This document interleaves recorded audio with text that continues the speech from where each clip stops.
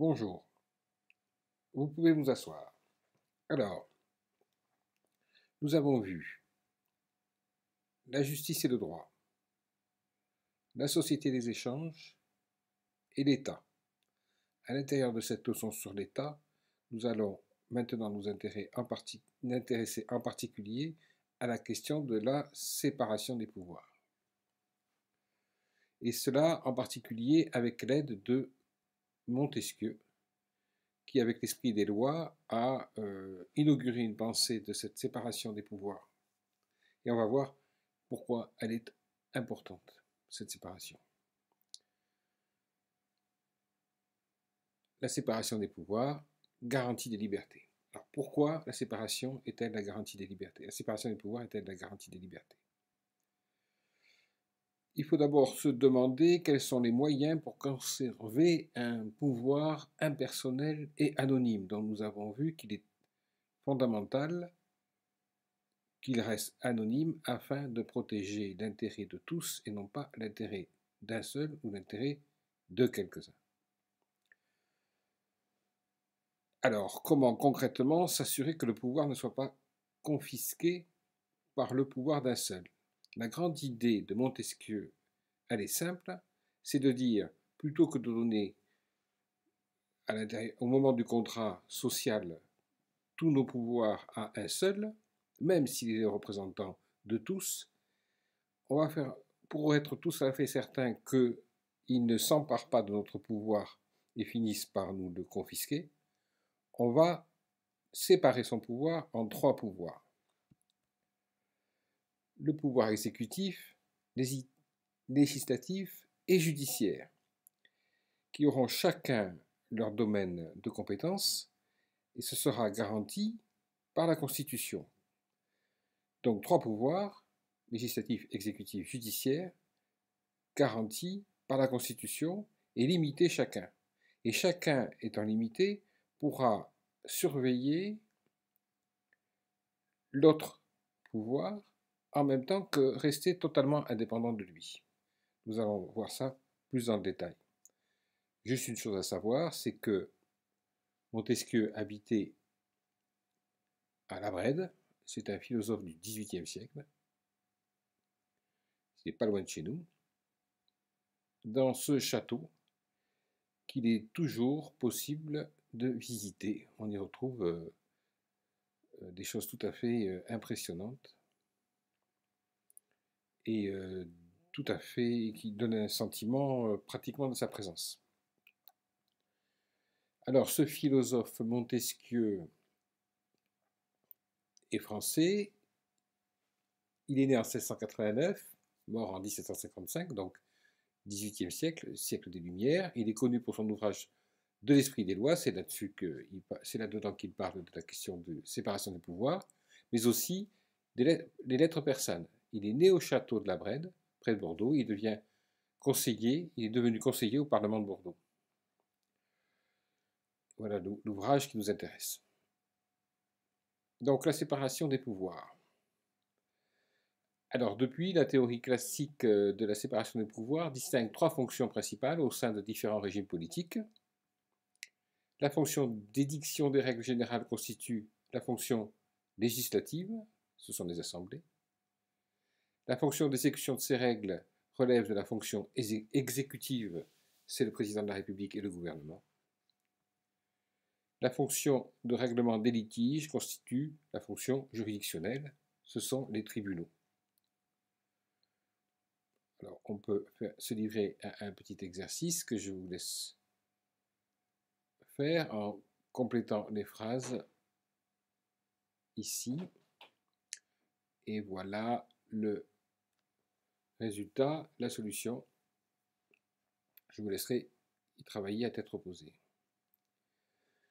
Alors, grande idée générale, la grande idée de Montesquieu, c'est de dire pour qu'on ne puisse pas abuser du pouvoir, il faut que par la disposition des choses, le pouvoir arrête le pouvoir, c'est ce que je vous disais.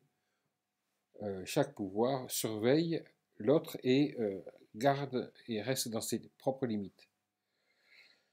Cette théorie, il l'a exposée donc dans un texte en particulier que je vous laisserai lire, mais que l'on peut résumer de la manière suivante. La séparation des pouvoirs. D'abord, il faut savoir que si un seul a le pouvoir, c'est la tyrannie. Il n'y a pas de liberté. Bon, ça nous un peu. Il prend dans ce texte l'exemple du despotisme chez les Turcs. Évidemment, il éloigne le despotisme en quelque sorte, pour ne pas avoir l'air de parler d'éventuel despotisme proche de chez lui. Le danger de ce despotisme, c'est qu'en une seule même personne, on confond la volonté générale et la volonté particulière. Donc en quelque sorte, le tyran sera celui qui peut exercer son pouvoir en fonction de ses caprices ou de ses intérêts à lui seul. Il explique que le fonctionnement souhaité du pouvoir judiciaire, en particulier le fait qu'il n'est pas celui de quelques-uns, mais le représentant de celui de tous, évidemment. Il précise ensuite que le peuple des grands États confiera ces trois pouvoirs à ses représentants, parce qu'il ne peut pas être sur tous les fronts, mais ça on l'a déjà vu aussi. Je ne peux pas être à l'Assemblée, je ne peux pas gouverner à moi seul évidemment, il faut que j'ai des représentants qui exerceront mon pouvoir à ma place en quelque sorte. On pourra continuer l'exercice en répondant aux questions précédentes.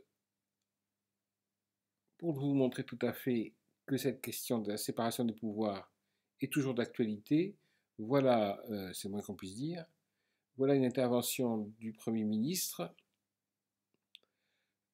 du gouvernement Macron qui explique bien à quel point cette séparation des pouvoirs est importante. Tué par le Sénat a rendu hier ses conclusions. J'en ai pris connaissance. Le président de la commission des lois du Sénat a bien voulu m'en adresser un exemplaire.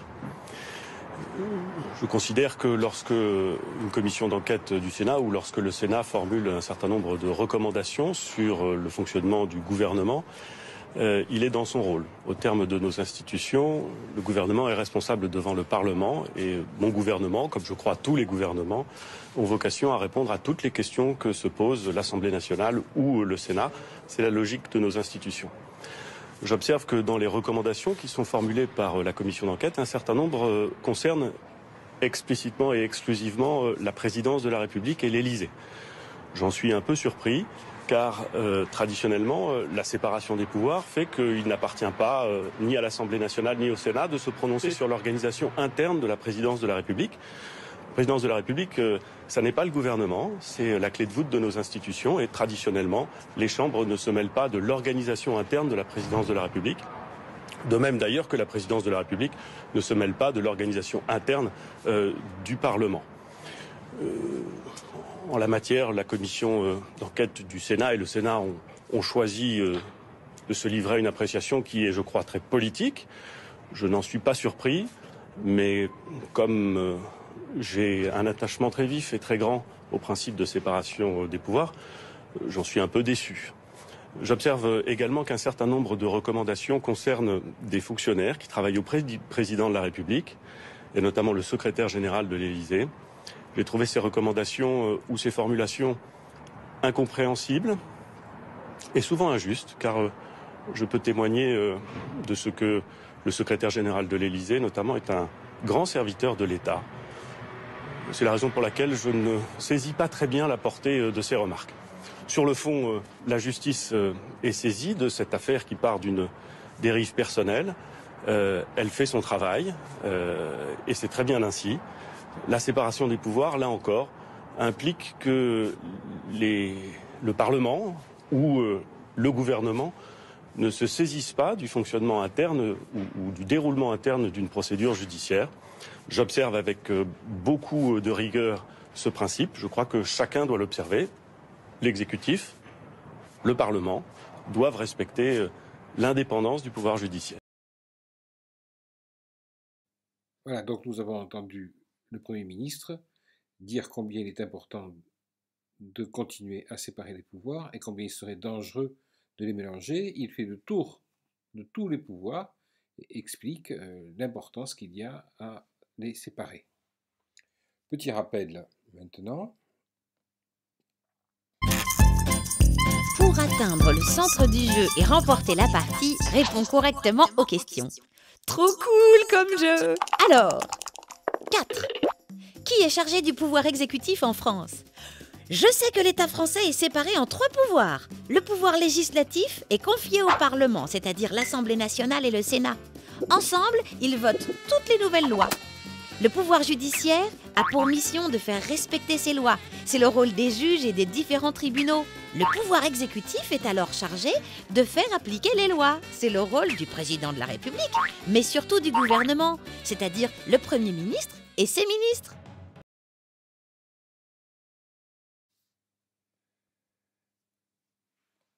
Dans ce texte de Hobbes, on retrouve l'idée que le pouvoir doit être anonyme. C'est ce qu'il appelle une personne fictive ou artificielle. C'est ce que nous avons appelé jusqu'ici le tiers. Je vous laisserai évidemment lire ce texte à tête reposée. Je crois qu'on y retrouve très clairement la définition du tiers comme celui qui représente de manière anonyme le pouvoir. Donc, la séparation des pouvoirs les protège de la prise de pouvoir par un seul. Le pouvoir reste celui d'un tiers qui est le représentant de tous et de personnes en particulier.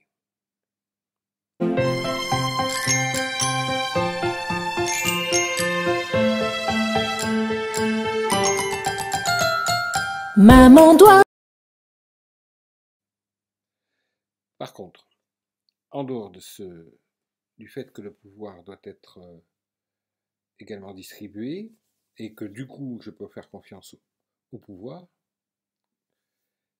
et au fait qu'il n'en abusera pas, il pourrait arriver un autre danger, c'est celui de l'individualisme. C'est-à-dire que, certes, le pouvoir s'auto-surveille en quelque sorte, mais si j'oublie, si en quelque sorte je fais comme si c'était plus du tout mon problème, la façon dont se déroulent les décisions du gouvernement, du Parlement, les lois de la Constitution, etc., à ce moment-là, je prends le risque qu'à terme, de toute façon, le pouvoir finisse par m'échapper.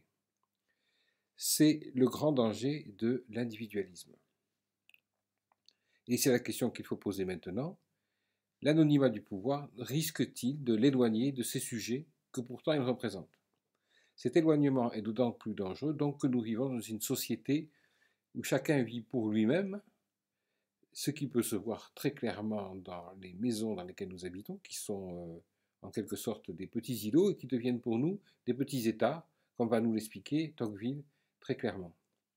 Mais simplement l'architecture de la ville nous montre que nous sommes isolés les uns des autres et que chacun finit par vivre pour lui-même, sans plus s'intéresser à la société autour de lui. On pourrait multiplier les exemples architecturaux de cet individualisme. Alors cet individualisme, il a été mis en évidence par Tocqueville dans ce texte-là, et dans d'autres textes évidemment.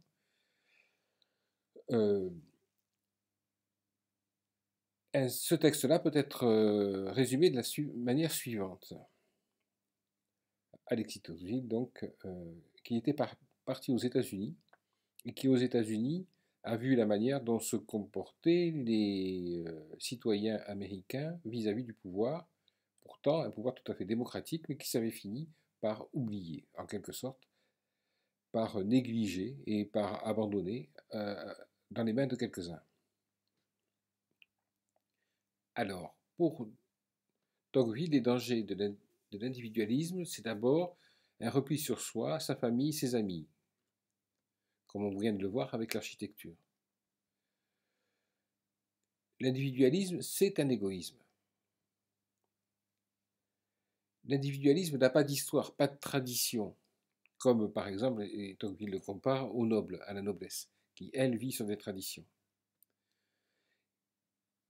L'individualisme ou l'individualiste ne s'intéresse plus qu'à ses proches.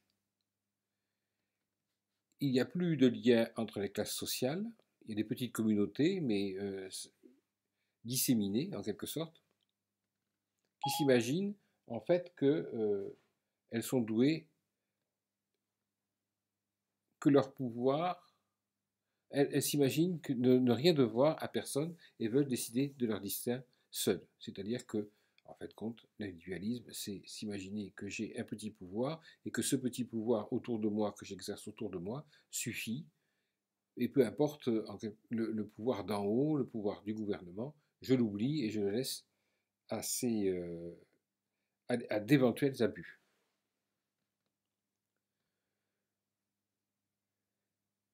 D'ailleurs, l'une des conséquences de l'individualisme est l'abstention, le refus d'aller voter. C'est très intéressant. Voilà ce qu'en pense le philosophe Raphaël Enthoven, qui va bien nous montrer le danger de l'individualisme, qui s'exprime donc dans ce refus d'aller voter, l'absentéisme. La morale de l'info, Raphaël Enthoven. Bonjour Raphaël. Bonjour Thomas. Une fois n'est pas coutume, la question de l'abstention n'est pas complètement au cœur du premier tour des régionales. Alors c'est vrai, elle est moindre qu'en 2010 où elle avait atteint le record de 53,6%, mais elle reste quand même à 49,5%. Et ce chiffre-là, Raphaël, ne vous laisse pas indifférent. Oui Thomas, écoutez, à force de s'émerveiller que les électeurs aient été plus nombreux qu'en 2010, on en oublie quand même un peu vite que la moitié d'entre eux ne sont pas allés voter, ce qui reste considérable. Les premiers responsables de l'abstention, Raphaël, ce sont les politiques qui ne savent pas donner envie d'aller voter pour eux, non ? Écoutez, peut-être, mais enfin pas seulement. On a toujours parlé gentiment aux abstentionnistes. On a toujours présenté leurs gestes comme le symptôme d'un mal démocratique plus profond, dont ils seraient d'abord les victimes. On a toujours fait semblant d'entendre le silence des gens qui ont choisi de se taire. Dans le pire des cas, on les appelle à prendre leurs responsabilités. C'est pas franchement insultant. On a toujours eu peur de les braquer en leur disant ce qu'on pensait d'eux. Bon, alors qu'est-ce que vous pensez des abstentionnistes ? Oui, d'accord. Écoutez, que ce sont des feignants et des ingrats qui négligent les acquis que d'autres ont payés de leur vie. Que ce sont des gagne petits qui veulent des droits sans devoir. Des malhonnêtes qui brandissent la nullité des politiques, opportunément, pour justifier leur flemme. Des irresponsables qui s'en remettent à des gens qu'ils n'ont pas élus pour gérer les transports, la culture ou les lycées. L'abstentionnisme, c'est pas seulement l'indice d'une inquiétante dépolitisation qui impose aux élus de faire leur mea culpa. Non, c'est aussi l'indice d'une inquiétante nullité du corps électoral en personne et de l'orgueil de ses membres. Pourquoi l'orgueil ? Pour qui se prend le type qui va pas voter, Thomas ? L'abstentionniste n'est pas un électeur tellement exigeant qu'en son âme et conscience, après un examen minutieux, aucune proposition ne le satisfait. L'abstentionniste, c'est un snob qui a une tellement haute opinion de sa propre opinion qu'il aurait l'impression de la souiller en la mêlant à la tourbe des autres. C'est un enfant gâté qui, parce qu'il a décidé de ne pas voter, prétend suspendre son vote à la coïncidence, mais alors vraiment improbable, de ses désirs et des propositions que les politiques lui font. Il ne faut pas s'y tromper. Qui veut s'abstenir trouvera toujours de bonnes raisons pour le faire. En cela, le comportement de l'abstentionniste ne renseigne pas sur la nullité des élus, mais sur celle des électeurs. Bon, il faut aussi dire que beaucoup d'abstentionnistes aimeraient que le vote blanc soit comptabilisé, ce qui n'est pas le cas aujourd'hui. C'est tout à fait autre chose, c'est un autre problème. Mais c'est aussi comme ça qui justifie parfois leur abstention. Bon, c'est quoi la morale de l'info alors ? Abstention, piège à con. Eux vous répondront peut-être élection, piège à con, allez savoir. J'imagine que vous avez voté vous hier. Oui, absolument. Bon, Raphaël Enthoven. Élection, piège à con, c'est une citation de Sartre. C'est un article de 73 en Libé, ça s'appelait élection, piège à con. Abstention, piège à con. Bon d'accord, 7h25, il reviendra, il ne s'abstiendra jamais d'être avec nous le matin pour la morale de l'info. Bon, voilà qui est dit. Alors certes, on avait l'anonymat du tiers, le problème de l'anonymat d'un pouvoir tiers l'éloigne. Au bout d'un moment, chacun se suffit du cercle fermé du familier, et le résultat, c'est que chacun abandonne ses responsabilités au risque d'abandonner sa liberté pour une fausse liberté, une liberté régionale, en quelque sorte. On peut dire encore que cette attitude, elle est encouragée par l'État-providence. Alors l'État-providence, c'est l'idée que l'État va s'occuper de ma santé, de ma sécurité, sans que j'en ai à m'en occuper. Et à la fin des fins, l'effet de l'abandon de ses responsabilités par le particulier est accentué par l'État-providence qui amène ces sujets à lui déléguer toute responsabilité. Alors attention, on l'a déjà vu dans la leçon sur la morale, qui dit responsabilité dit liberté, qui dit liberté dit responsabilité. Moins je suis responsable, plus je confie la responsabilité des affaires publiques à d'autres, moins je suis libre. C'est fondamental à comprendre ça. Si je veux être libre, il faut que je sois responsable. Si j'abandonne mes responsabilités, je ne suis pas libre. Alors la définition de l'État-providence, la mise en place en France d'un État-providence développé s'est concrétisée par la création de la sécurité sociale. Ordonnance du 4 et 19 octobre 1945, donc à la fin de la guerre. Le système français de protection sociale conjugue aujourd'hui les dimensions d'assistance et d'assurance sociale afin de garantir contre les risques vieillesse, maladie, chômage et famille. Bon, ce rôle de l'État-providence, évidemment, il ne s'agit pas de le remettre en question. Il s'agit de remettre en question l'attitude qu'on peut avoir vis-à-vis de lui. Dans la période de trouble que nous vivons, on peut pour le moins dire combien il est important que nous puissions confier à l'État notre sécurité et notre santé. Mais ça ne veut pas dire que je dois tout lui abandonner et ne pas plus du tout m'en inquiéter. Alors voilà quelques exemples. Les assistantes sociales, la sécurité sociale est essentielle aujourd'hui. Essentielle à notre santé, à tel point d'ailleurs que régulièrement l'État nous explique comment conserver notre santé par 1000 messages. Il s'en inquiète, il s'en occupe, et avec toujours ce danger de nous déresponsabiliser, tout en ayant l'air de nous responsabiliser, comme le montre cette publicité. Enfin, cette publicité, cette annonce. Regardez attentivement ce médicament.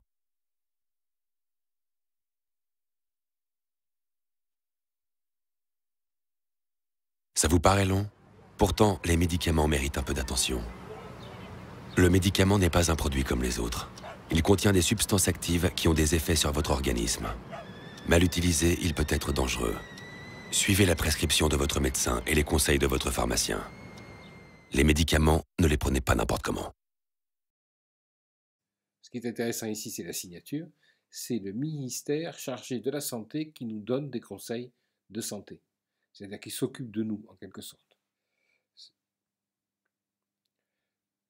On peut donc dire que le problème du pouvoir est qu'il n'est légitime que parce qu'il est anonyme et n'est pas le pouvoir d'un seul ou de quelques-uns. Et cet anonymat l'éloigne des sujets qui finissent par oublier leurs responsabilités et donc leur liberté. Comment retrouver un dialogue équilibré entre la personne de l'État et celle des particuliers? Seuls des citoyens libres, donc responsables, pourront réaliser ce dialogue. Nous avons déjà parlé du citoyen. Maintenant, nous allons voir à quel point il peut être à la fois libre et responsable. Pour être responsable, il faut que le citoyen soit libre. Est-ce que le citoyen est un sujet libre?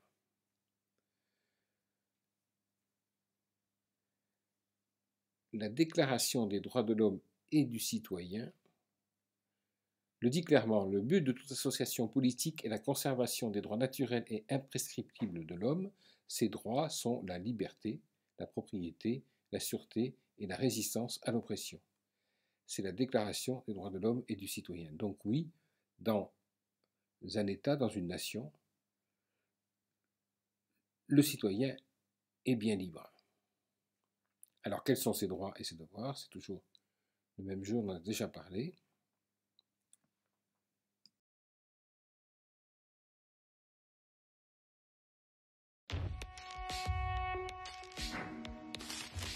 Qu'est-ce qu'être citoyen ou citoyenne?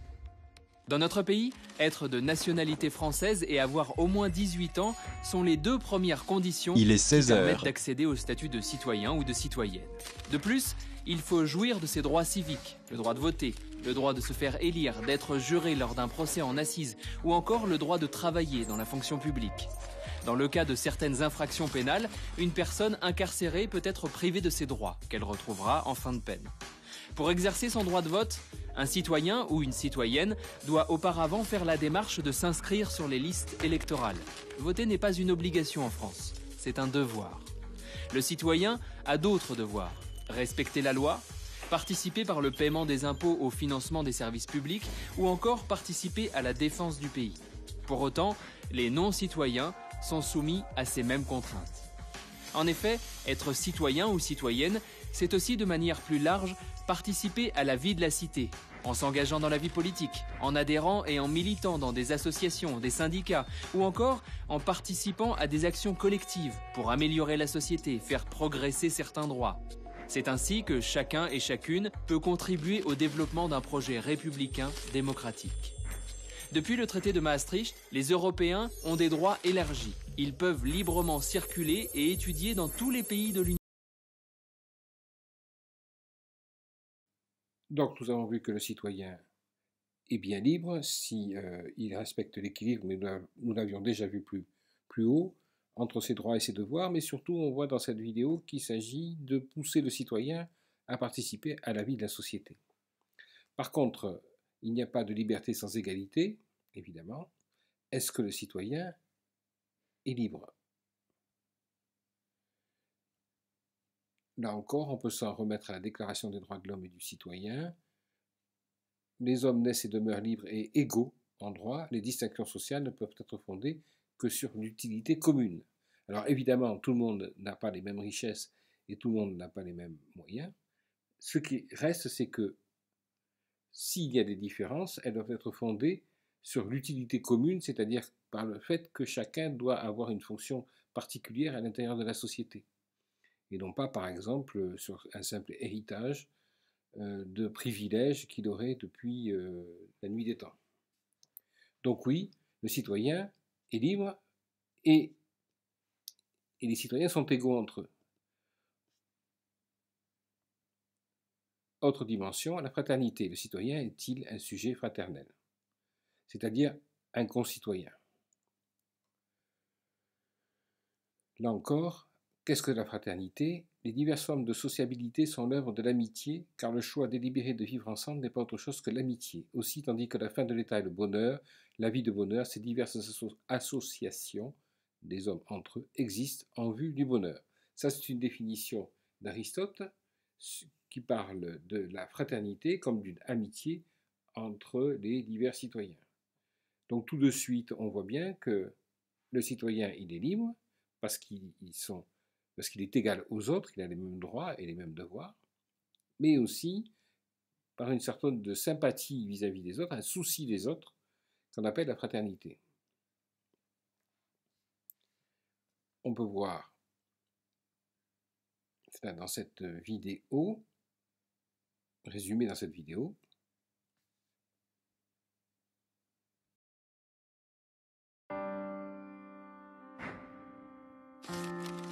Liberté, égalité, fraternité.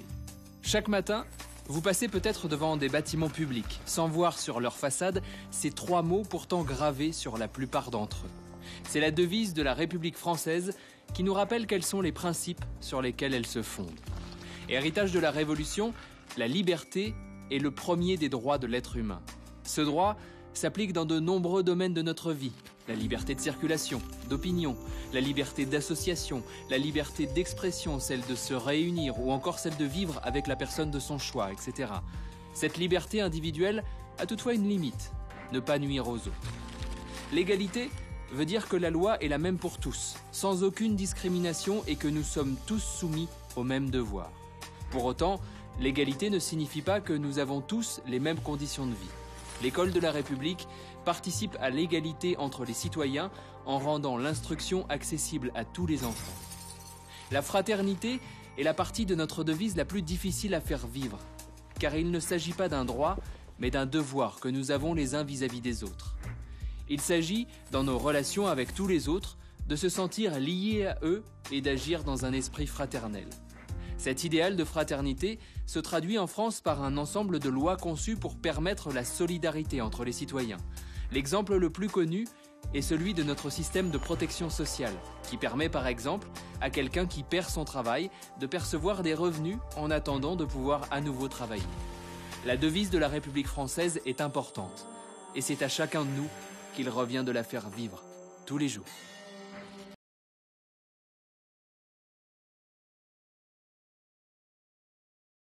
Évidemment, cette idée d'une liberté, d'égalité et de fraternité, qui est donc la devise de la République, n'est valable que pour une démocratie, c'est-à-dire qu'elle n'est valable que une fois qu'on a recherché et qu'on recherche quotidiennement l'équilibre entre les intérêts des uns, des particuliers, et celui de tous.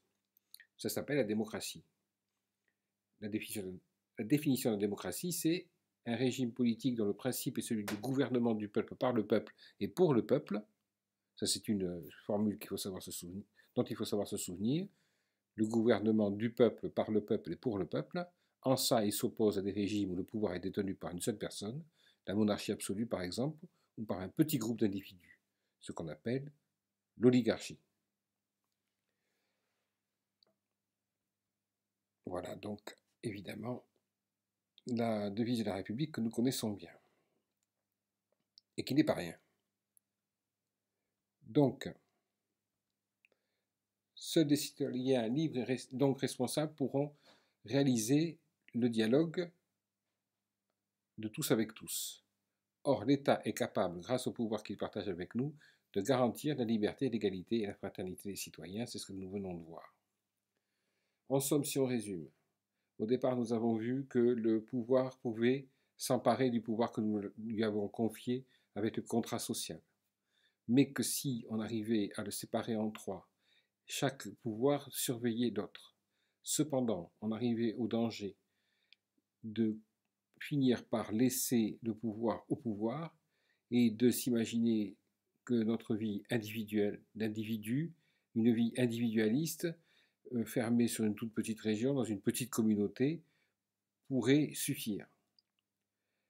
C'était dangereux. Ce danger d'abandonner le pouvoir au pouvoir est encore aggravé par l'État-providence, qui lui semble nous déresponsabiliser puisqu'il s'inquiète jusqu'à notre santé. En réalité, évidemment, le pouvoir qu'il a, là encore, il nous le doit, puisque la sécurité sociale, par exemple, c'est bien par nos cotisations qu'elle fonctionne. Se rendre compte de ça, c'est être un véritable citoyen, responsable. C'est ne pas oublier tout simplement que le pouvoir que l'on a donné au pouvoir, c'est notre pouvoir. Et nous l'avons donné. Pour cela, pour ne pas l'oublier, il faut que le citoyen soit un individu responsable. La responsabilité et la liberté, ça va ensemble. Liberté, égalité, fraternité devient alors une devise qui résume notre capacité à vivre en société et la réussite de la vie en société pour réaliser, à la fin des fins, le bonheur de tous. Voilà pour cette leçon sur la politique qui se termine maintenant.